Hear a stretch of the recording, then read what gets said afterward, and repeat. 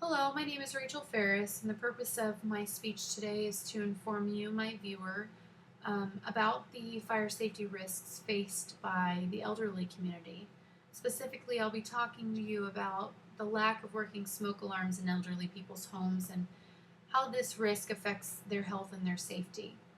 In addition, I'll be discussing the impact of ageism on the delivery of basic fire safety resources to this population.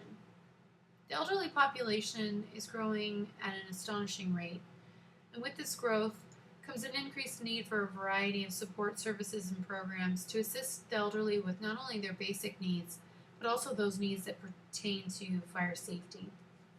So, this issue really requires the attention of both public service providers and organizations, as well as you, the individual community member, as gaining awareness is crucial to developing comprehensive fire safety programs that can better serve our aging population well into the future. Each year in the U.S., fire departments respond to an estimated 368,000 home fires, and the cost of these events totals over $5.5 billion and results in over 3,400 fatalities and over 17,000 injuries annually. But according to surveys, nearly 96% of Americans report having at least one smoke alarm present in their home, and nearly three-quarters of those homes reported at least having one working smoke alarm present in their home. But despite these statistics, smoke alarms only sound in roughly half of all home fires reported to U.S. fire safety organizations. And the most common reason for smoke alarm failure is simply a missing or disconnected battery. In fact, 1 out of every 5 of the homes surveyed who had reported that their smoke alarms were working, none were actually operating when they were checked, and this was due to a missing or disconnected battery. Furthermore, these households without working smoke alarms were more likely to be headed over by an adult over the age of 65. Why is this? Well, it's important to remember that with an increase in age comes a greater need for personal assistance with simple everyday tasks. And it just so happens that changing a battery in a smoke alarm that's high above ground and is hard to reach falls under that category. And the fear of falling and sustaining a severe, and in an elderly person's case, a potentially life threatening injury, really trumps the importance of having a working smoke alarm present in their home in many cases. And this is understandable, as most injuries sustained by the elderly are fall related. Yet it's estimated that almost 1,000 lives could be saved annually if all U.S. homes had working smoke alarms. The populations at greatest risk to home fire related deaths are children under the age of 5 and adults over the age of 65. Yet the staggering reality is that the elderly population is growing exponentially faster than any other age group in the U.S., which makes them the largest at-risk group in terms of fire safety-related injuries and deaths.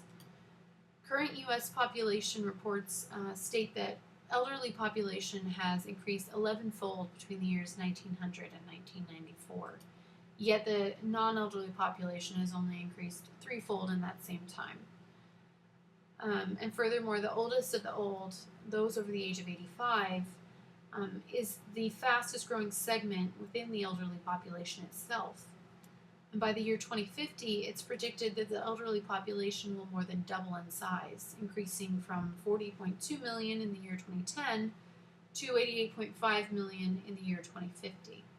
So it comes as no surprise that this dramatic increase in the elderly population will have wide-ranging implications on U.S. social and economic centers.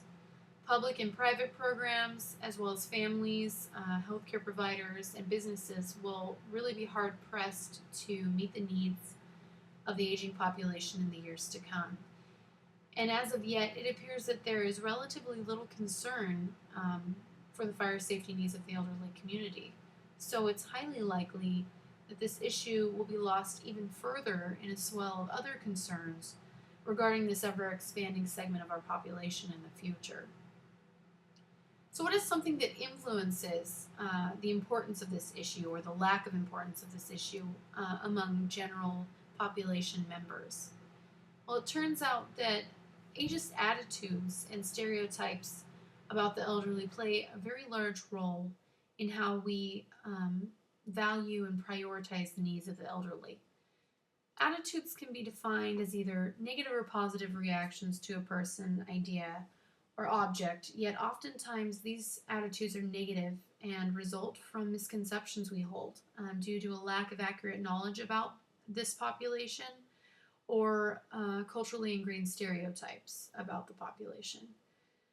And the treatment of aging as a disease within our society impacts the way we perceive and act around this group, thereby making our daily interactions with the elderly seem far less enjoyable and more tedious than they really are, which results in a lack of desirability to interact with the elderly population at all.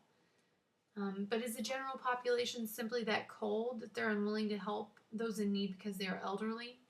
The answer is no, not all of them. There are other factors that influence the tackling of this issue and the importance of this issue. And one of those factors is that the burden of care for the elderly largely falls on the shoulders of busy family members who are oftentimes unaware or simply unable to help because of time constraints. In fact, the reasons families most often cite for their inability to meet the needs of their elderly loved ones are distance and difficult work schedules. So, when the family fails to meet the basic fire safety needs of the elderly, these needs have to be met by other means. And most oftentimes, they're met by social programs, but not in all cases. So, if an adequate program can't be found, the risk simply remains unchecked. This means that a large percentage of our elderly population is still at risk of having no working smoke alarm in their home, and this dramatically increases their likelihood of fire related injury or even death.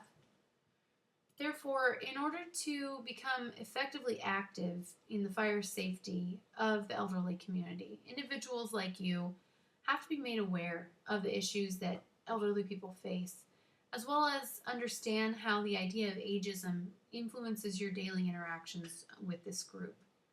If fire safety influences your own life, think of how much more it influences the lives of those people at greatest risk for fire related injuries and deaths, and that is the elderly population. So, thank you for your time, and please take the time to spread awareness about this issue, and if possible, go to Grandma's house, change the batteries in her smoke alarm. You'll be pleasantly surprised with the time that you spend there, and you don't realize the importance of a simple battery change and how it could impact her life in the future. Thank you.